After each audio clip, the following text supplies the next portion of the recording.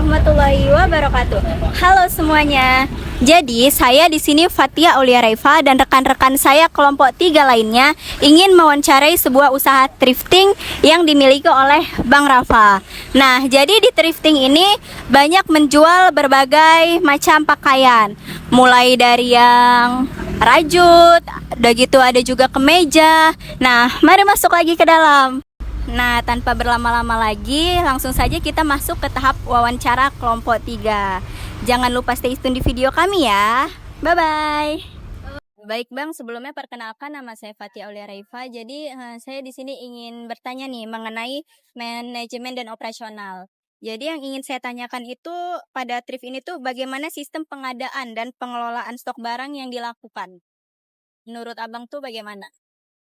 Berarti tentang apa ya, ngelola stok barang yang Iya, ada di gudang untuk untuk pengadaannya. pengadaannya.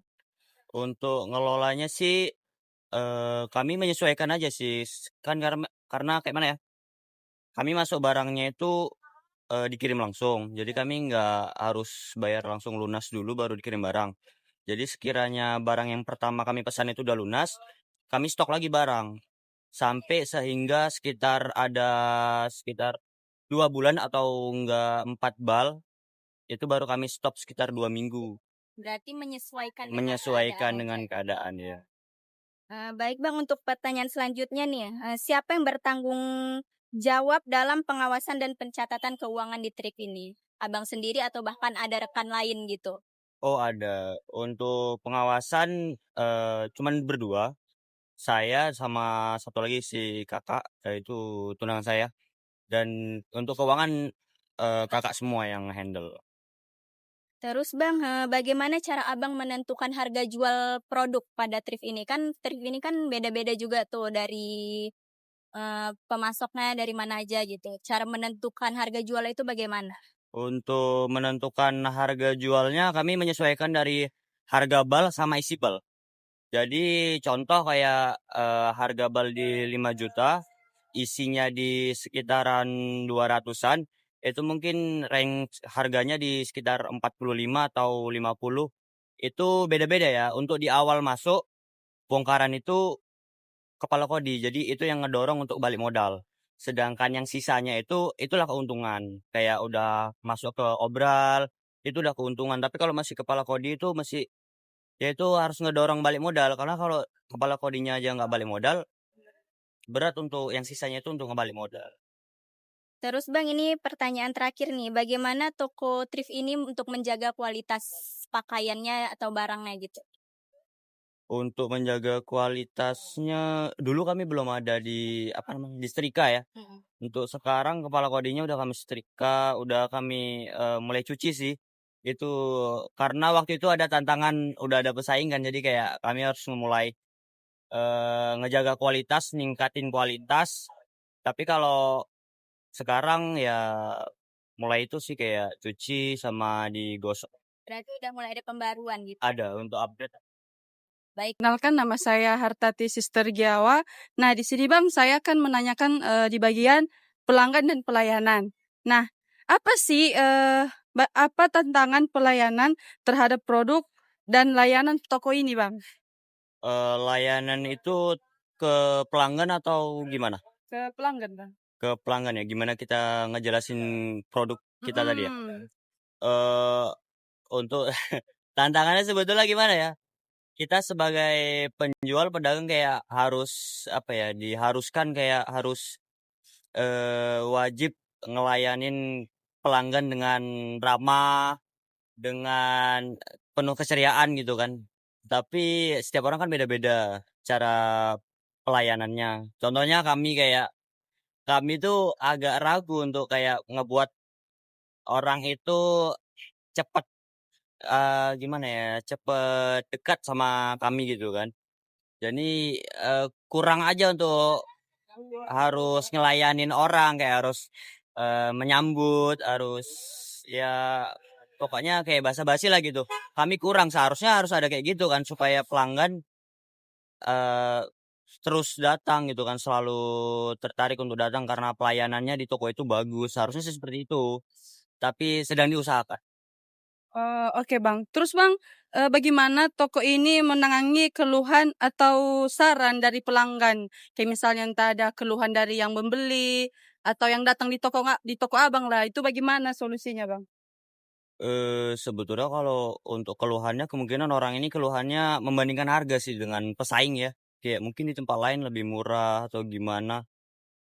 Cara kami ya untuk mengatasi itu dengan meningkatkan kualitas sih, itu aja. Supaya ya pelanggan itu nggak terlalu, apa ya, membanding-bandingkan tadi sebetulnya. Terus Bang, yang terakhir nih, apa sih faktor utama yang membuat pelanggan puas belanja di toko Abang? Apa ya, harga kemungkinan yang membuat puas, terus, adanya bonus yang kami berikan, contoh, minimal pembelian 100.000 ke atas atau 200 ribuan, dapetin bonus gitu kan, bonus gratisan lah gitu ataupun potongan harga. Itu kemungkinan, mungkin ya. Oh, oke Bang, mungkin sekian Bang, perkenalkan, nama saya itu Mika Sumpajum. Saya di sini ingin menanyakan tentang profil dan latar belakang usaha nih. Di sini saya ingin menanyakan tentang sejak kapan sih bisnis retail ini didirikan? Untuk awal mula bisnis usaha ini didirikan bulan 5 awal bulan 5 2024. Berarti awal itu ya, Bang. Iya, udah 1 tahun yang lalu lah, 1 tahun lebih. Terus saya ingin menanyakan tentang apa sih alasan utama memilih buka usaha di bidang retail ini? Untuk di bidang retail ya, Iya. sebelumnya sih nggak ada pikiran untuk ngebuat usaha ini, karena kayak mana ya, eee, dari si kakak ngedorong terus ada ide kan tentang kayak gini, terus kami lihat juga di sini tuh belum ada yang buka offline kan. Mungkin ada sebagian mahasiswa yang ngejualnya tuh dari kos-kosan kan, kayak preloved gitu kan. Tapi yang untuk offline-nya di pinggir jalan yang kelihatan memang jelas orang lewat itu tahu, itu belum ada. Jadi ini suatu peluang juga. Jadi ya dari situlah mulai ngebuka usaha ini. Oh gitu ya, Bang. Selanjutnya itu, Bang, kayak produk apa saja yang dijual di toko ini? Entah ada yang barang lain selain baju gitu? Kalau selain baju, baju kan banyak jenisnya ya. Iya. Kami ada rajut, ada katun, ada kemeja, ada blus, ada kardigan, terus sebetulnya ada rok, cuman ini lagi kosong barang. Ada celana jeans, ada celana kain kantor untuk ya celana-celana kain katun biasa kan. Terus apa lagi ya? Udah itu aja sih kemungkinan. Nah, ini terakhir ya, Bang. Oh ya, Paul. Kenapa memilih lokasi di tempat ini, Bang? Waktu itu ada pertimbangan di beberapa tempat, contohnya di Blangpulu. Karena kan di sana lebih banyak mahasiswa kan untuk yang ngekos, mahasiswi yang kos-kos di dalam kan. Seharusnya sih di sana, waktu itu ada kedai yang kosong memang disewakan. Cuman waktu kami tanya lagi, rupanya baru 2 hari yang lalu udah disewakan orang. Jadi memang di situ belum rezekinya. Ternyata di sini ada yang kosong, terus kami lihat lokasinya itu pas di pinggir jalan, terus rame juga dekat pasar. Jadi itu jadi pertimbangan kami dan akhirnya kami milih tempat itu. Cuman itu, Bang, pertanyaannya, Bang. Oh iya. Ke Puspita, di sini saya akan bertanya tentang pemasaran dan promosi. Jadi strategi apa yang digunain toko ini untuk mencari pelanggan, Pak? Untuk saat ini kan kita harus mengikuti perkembangan zaman ya, melalui media sosial sih kayak e-commerce gitu kan. Kami udah mau coba juga dari Shopee, tapi agak rumit dari Shopee sih. Jadi kami belum mulai dari Shopee untuk ngelakuin pemasarannya. Yang udah saat ini udah kami lakuin itu dari Instagram yang intens, hampir setiap hari update, terus dari TikTok, gitu aja. Kalau boleh tahu nama sosial medianya apa ya, Bang? Untuk nama media sosialnya, Instagramnya sih Depai Trip Shop, nama toko langsung Depai Trip Shop, cari aja nanti itu muncul. Apa namanya? Depai Trip Shop. Iya, untuk TikToknya juga sama, Depai Trip Shop. Kira-kira toko ini pernah kerja sama influencer lokal nggak, Bang? Mau coba, cuman belum. Mau coba memang kayak selebgram contohnya gitu kan. Mau coba, cuman nggak tahu kenapa belum aja gitu. Makasih ya, Bang. Ini Damia, Bang. Izinkan saya melanjutkan dari pertanyaan pemasaran dan penjualan tadi apa toko ini pernah mengadakan promo atau diskon khusus? Promo promo pernah, tapi nggak nentu kayak sebulan sekali atau hari tertentu sekali, itu nggak nentu. Karena kami ngelakuin promo itu ya udah iseng-iseng aja, karena mungkin udah lama nggak ngelakuin promo, terus kayak ngedorong daya beli orang supaya datang lagi ke toko ya dengan promo tadi. Terus bagaimana cara tokonya menarik pelanggan gini Bang? Untuk pelanggannya bisa tetap beli di toko ini. Menjaga kualitas sih, menjaga kualitas, terus menjaga kepercayaan pelanggan. Contohnya kayak ada orang yang mau simpan di DP, terus kami nggak ngelewatin barang itu ke orang lain, kami tetap nyimpan walaupun itu sampai berbulan-bulan baru orangnya datang.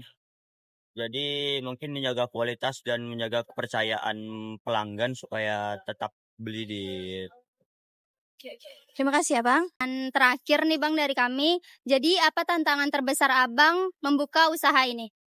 Tantangan terbesarnya adanya pesaing baru yang baru muncul, contohnya kayak usaha yang sejenis, atau enggak yang lebih besarnya lagi itu kayak 35, kan mereka kan pemain-pemain besar.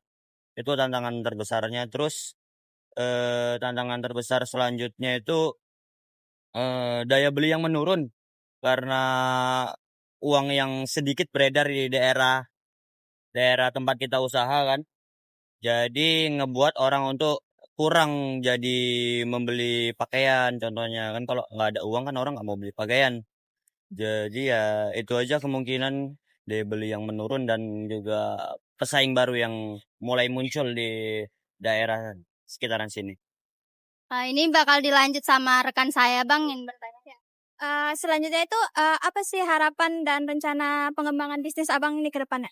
Rencananya pengennya sih pindah ke yang lebih besar lagi, tempat yang lebih besar lagi, kayak contohnya ruko gitu kan, supaya ada tempat tinggal yang lebih nyaman lagi, tempat usaha yang lebih nyaman lagi, lebih luas lagi, karena di sini udah keterbatasan tempat juga, udah nggak mau lagi mau ditaruh di mana lagi bajunya. Jadi perlu pengembangan tempat, yaitu ke ruko. Bila perlu ke kota sih pengennya, karena di sana juga daya belinya besar kan. Target marketnya juga udah beda kalau di sana. Kalau di sini kan target marketnya itu mahasiswa, kalau di sana udah mencakup orang-orang yang tinggal di perumahan, juga ada mahasiswa yang mungkin dari Politeknik, IAIN juga itu ada. Jadi kemungkinan pengen pindah aja dari sini. Cuman di sini tetap dibuka karena pelanggan yang di sini kan taunya di sini. Gitu sih. Kayak buka cabang gitu ya? Iya, kayak buka cabang contohnya. Tapi ada pengembangan barang-barang yang lain yang kami jual, kayak contohnya aksesoris ataupun jilbab-jilbab itu sih. Terima kasih Bang. Iya, sama-sama. Sekian sesi wawancara kami. Terima kasih untuk abangnya udah bersedia meluangkan waktu. Di sini kami tutup. Wassalamualaikum warahmatullahi wabarakatuh. Bye. Hai, jangan lupa belanja di Depay Trip Safiawe. Bye bye.